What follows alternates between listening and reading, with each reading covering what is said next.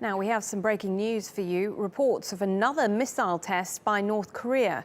South Korea's defense ministry says it's aware of the launch but believes that it was a failure. The US military also detected a missile off the North's eastern coast, but says that it exploded within seconds of the launch.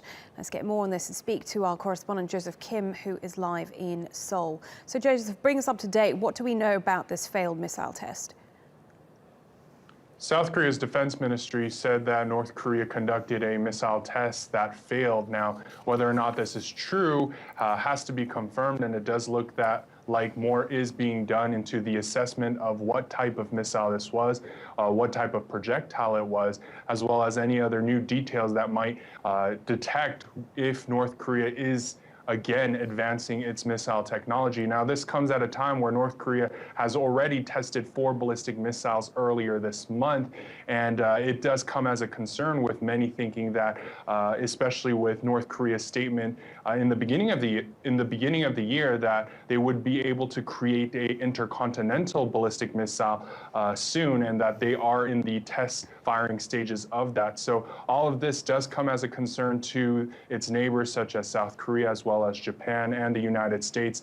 And South Korea's military did come out and say that they are on alert and that they would be able to respond to any provocations that North Korea does try to do.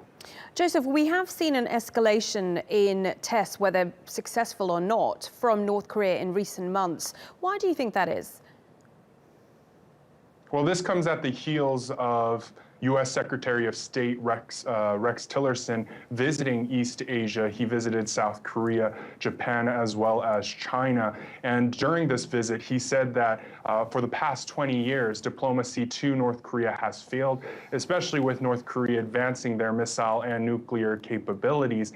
And with this failure, he said that the new administration, U.S. President Donald Trump's administration, has all options on the table, and this includes military strikes. Now, this is a very strong statement by the United States, and North Korea has responded on its media saying that they're not afraid of any military strikes by the U.S., and then this missile test happened.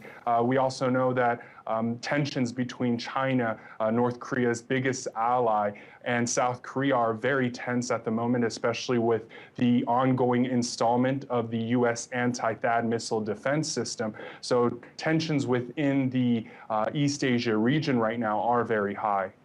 Joseph, many thanks for that. Joseph Kim there for us in Seoul.